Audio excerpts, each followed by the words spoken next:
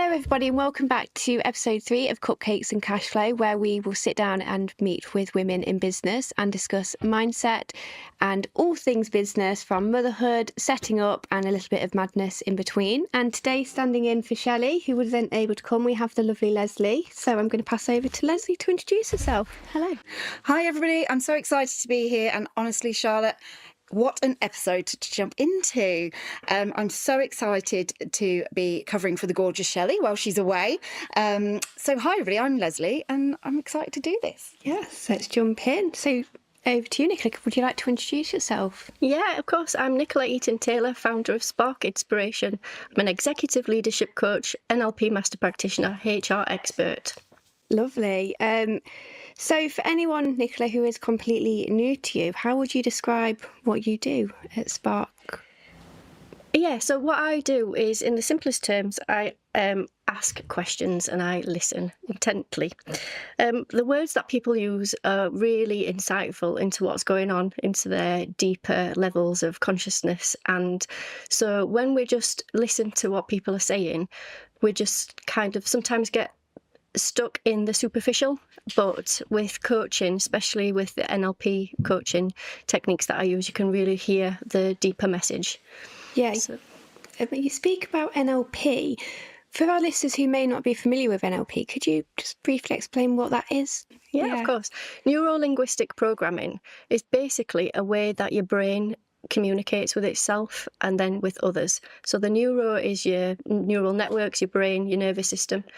And the linguistics is the language that you use to talk to yourself and to others. And the programming is the behaviours that come out because of that process. Yes, there's quite a lot to it, isn't there? But it's essentially your words that you think and you say out loud is what your brain says, okay, then this is what it is. So your behaviours then reflect the words that you're using. Yeah, exactly. So sometimes there can be a mismatch or a misalignment between the things that you believe and the actions that you take. Neuro-linguistic programming has lots of different techniques which goes into discovery about what's happening. So we look at beliefs, we look at values, we look at attitudes, and then we can understand behaviours. And then we can move forward and let go of things that are holding us back. Yes, fantastic. So you've blended corporate experience with your coaching, NLP, and holistics. It's such a unique mix. What led you down that path? Yeah, so I had a lot of, I've moved around in my career quite a lot. I've started in insurance and then I worked in the civil service and the mental health institutes and the council, manufacturing, and then in the charity sector. I've worked in leadership, HR and health and safety. And when I started my career, I was struggling a lot with stress, and so I went on a self-discovery really. I ended up then loving yoga and I started to teach yoga. At the same time I qualified as a holistic therapist as well. So I'd got almost two parts of me which were in conflict. So I went on a NLP practitioner course, absolutely loved it. And then I qualified with the same company as an executive leadership coach at a postgraduate level. And so by combining the NLP allowed me to bring the holistic side into the corporate world. So I'm able to coach and listen deeply and help people move forward. Fantastic. I mean, I'm sat here talking to you and I can feel your emotions coming through and you hear your passion as well. So the name Spark Inspiration, what does that mean to you personally? Oh, it's that aha moment. When I've worked with somebody and I've asked them a question that's really got to the root of their problem and they can just release it and they go, aha, I get it. Yeah, that's what it's all about. Oh, it's amazing. So powerful, isn't it? So you've openly shared that you have overcome personal challenges and limiting beliefs yourself. I understand this. What were some of your turning points that pushed you forward in this work? Yeah. So I had lots of fears and phobias. Presenting and driving was the sort of the main things that used to hold me back. And I remember looking for jobs and thinking, I can't do that. I'm going to have to drive on the motorway. And so it got to a point where I just thought, I'm not being held back. So yeah, the NLP really helped me in that process by letting go of those reasons why I was frightened to drive on a motorway. Yeah, so it's quite a powerful moment, and we've all got things that hold us back without realising it. But in your business and Spark Inspiration, you specialise in helping and supporting leaders and HR professionals. What was the moment that you realised this was who you were supposed to serve?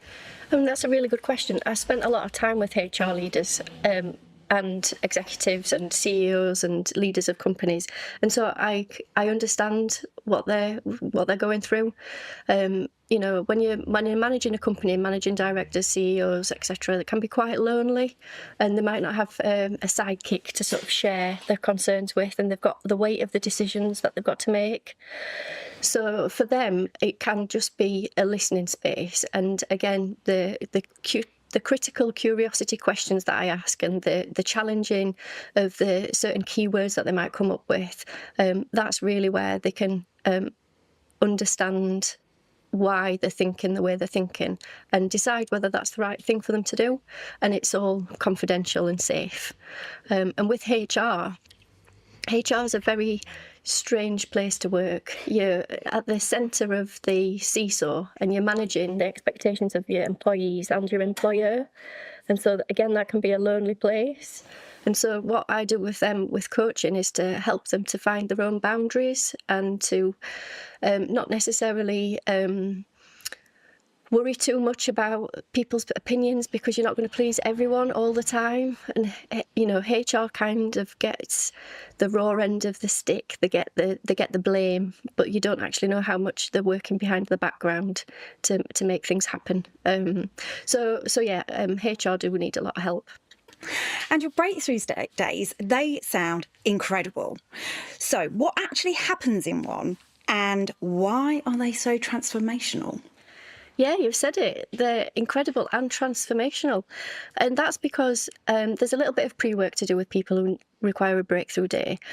They spend some time with me. They write an essay about the experience that they had so far and exactly what they want to achieve in the future, and give me a little bit of an indication about what they see as the blocks to that. But basically, the breakthrough day is unique and bespoke to each person. So there's no strict formula on what's there. I've just got a very large toolbox that I kind of just open up and deploy as per person's needs. Things that are present are always around values, understanding and eliciting people's values, and then finding out if there's a values conflict with what they believe and then what they're doing. I also cover timeline therapy, which is an amazing tool to release negative emotions like fear, anger, sadness, hurt and guilt. It's a hypnotic process. And then we can shed phobias with a quick phobia technique. We can get rid of OCDs, work really well with some eye movement changes and some strategy changes. And then we can set goals and we can have some hypnosis, and then we can finish the day off just by planning the future. Fantastic. Yeah. It's amazing what you do. And you describe your approach as a done with service and not a done to service. So what does that look like in practice with your clients? Yeah, perfect. Because if somebody came to me and said, Nicola, fix me, I can't do it. It's not in my power to do that. It's the individual who has to change themselves. So that's why it's a done with service. So they come and they are ready to change, and that's the main thing. I talk about people being above the line, which means that they take accountability, responsibility and ownership. And if they're not above the line, then they're in below the line, which is blame, excuses and denial.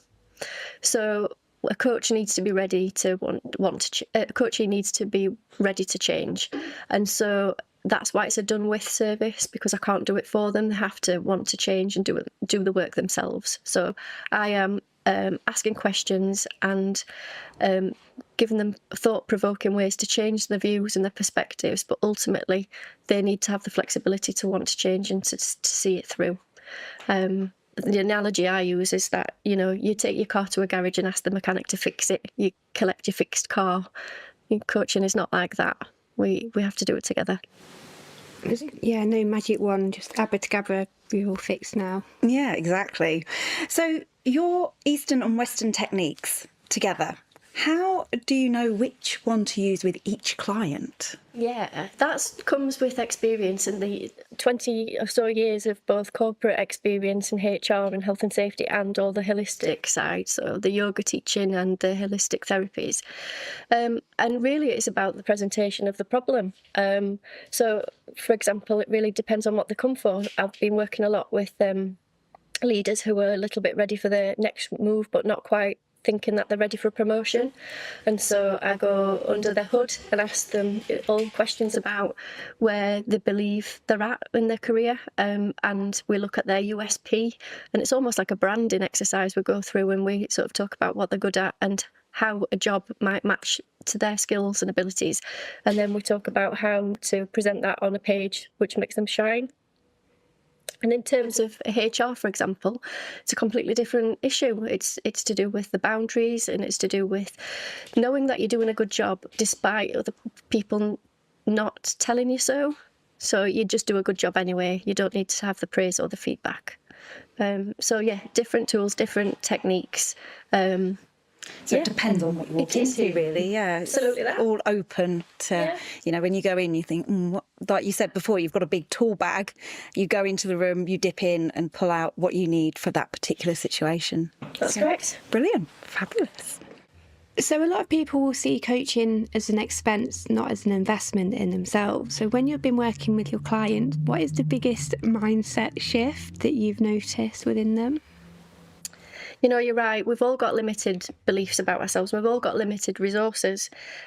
So generally what I'd say is, coaching or a breakthrough day costs pretty much about the same as a holiday. And when you go on holiday, you have a good time, but you come back to the same problems that you left before you went.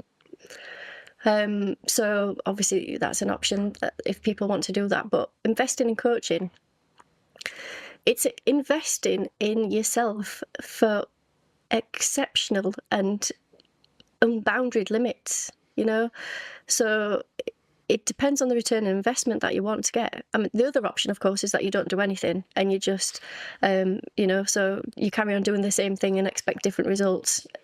What are you going to choose? It just depends on whether you want to make a change and what you want to spend your resources on. Well, that's the definition of insanity, isn't it? Doing the same thing again. Was it Albert Einstein? Yes, it was one of the greats. I can never remember, but it has always stuck with me, that one. Yeah, the definition of insanity, doing the same thing, expecting different results. Yeah. Yep. And when you're in that state, what do you feel? You feel frustrated, angry at yourself. Your limits become bigger than ever, and you're self-perpetuating those feelings of inadequacy, not feeling good enough. Yeah. It's entirely up to that person if that's where they want to stay, but they can make a change by just investing in themselves with some coaching. Yeah, and having the support to find the answers within themselves. It's just a choice, isn't it? But they have to make it. You can't make it for them. No, that's correct. Fabulous. So you work with leaders in manufacturing and bigger companies. What do you find that they come to you with the most? So that's really interesting, because I'd say I get approached about workplace mediation, and it'll be someone's not getting on with someone, can you come and fix it?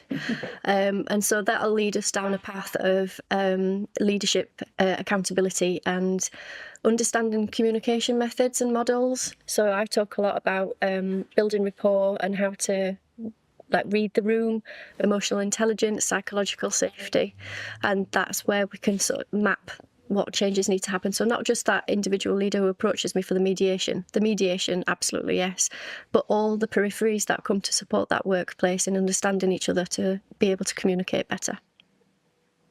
Definitely, it's a big thing. Yeah, it is a massive thing. Like conflict resolution as well within the workplace is huge as well. I know being in different workplaces over the years. So if you could give every leader who is listening one piece of advice today to instantly improve their relationship with their colleagues or well-being in the workplace, what would it be?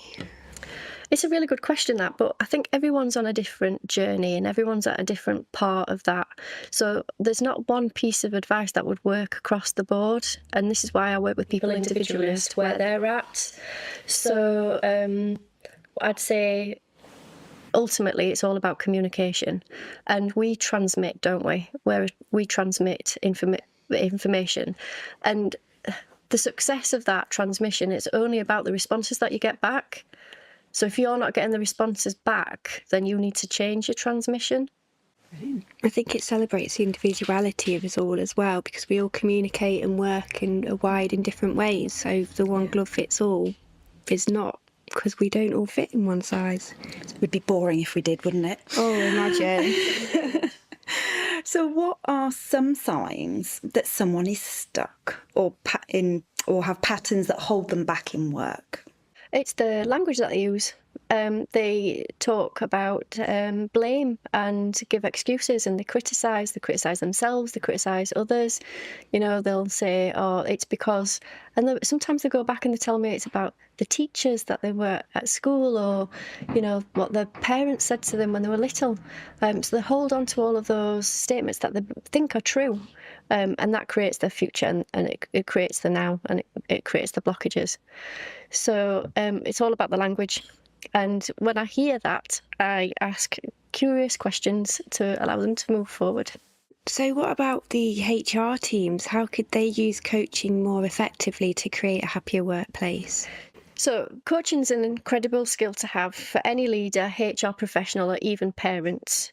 And there's lots of different ways that professionals can develop their own coaching skills and use them within their organisations, particularly when there's like a reflect and correct approach that's needed for an individual, rather than going down a disciplinary route or trying to deal with a grievance or anything like that. It can just be holding a conversation, holding somebody accountable to their behaviours that can help the correction and move forward with new behaviours. And that's where HR professionals can benefit from learning how to be a coach themselves.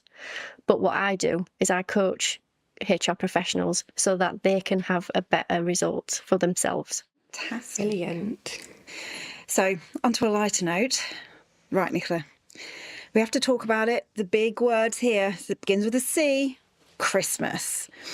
How do you think Christmas can affect our mindsets and people's moving forward? Yeah, I mean, we're all conditioned to think, aren't we, that Christmas is brilliant and a wonderful time. But it's not like that for everyone. And so the first thing I'd start to talk about is your body budget. Right. And your body budget. Do you know, you've heard the word, I'm sure, hangry, when you're hungry and angry? Yeah.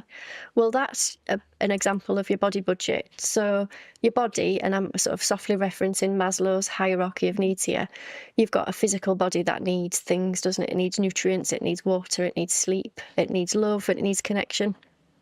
All of those things you're still going to need under times of pressure. And if your Christmas period is a time of pressure, you need to focus on your body budget and make sure you get enough sleep and you get your nutrition that you need and give yourself your space, and obviously keep up with your exercise routines that you've got. And even such things as temperature, you know, you can get really angry or grumpy if you're too hot or too cold. That's your body budget in action as well. So focusing on your body budget will help you deal with your emotions. Fantastic. Yeah, it is especially stressful for women who are juggling business, family, money all under one umbrella, along with Christmas and the chaos of the routine going as well. Yeah. I like that, the Exactly. body budget. Body budget, yeah. Yeah, secondly, I'd say that you've got the power to change your emotional state. So if somebody is, you know, this time of year we have people coming to our house that we don't see for a year, and there's a reason why we don't see them for a year. Yeah. And so they can sometimes be what's known as energy vampires. Have you heard that phrase Yes, before? very much. Yeah, and they just come and suck your soul out of them, don't they? And so for these people, it's the skill is about having boundaries, about how you allow your energy to be removed from you. And the best way to do it is to consciously give it away, because then it's your choice to give it away. So fill them up with as much energy from you that they can cope with. Don't get sucked into their dramas, and just be boundaried about your expectations with them. And then hopefully they'll fall asleep and they won't bother you that much for the rest of the day. And you don't have to see them again until next year. Yeah, I think I'm definitely going to be taking that advice this Christmas. I've shared that advice with somebody recently. And the other thing I'd say probably as well is about switching your thoughts from frustrations of not being good enough and moving on to gratitude and forgiveness and acceptance. Brilliant. Yeah, and I guess that is a good message for anyone who's already feeling overwhelmed with the stress of Christmas, or even guilty that they're not doing enough and they should be doing more. And with social media, everyone's doing this. Why am I not doing this? I think that's really sound advice this time of year. Yeah. It's about what's your locus of control, isn't it? So the things that you can do stuff about, get on and do it.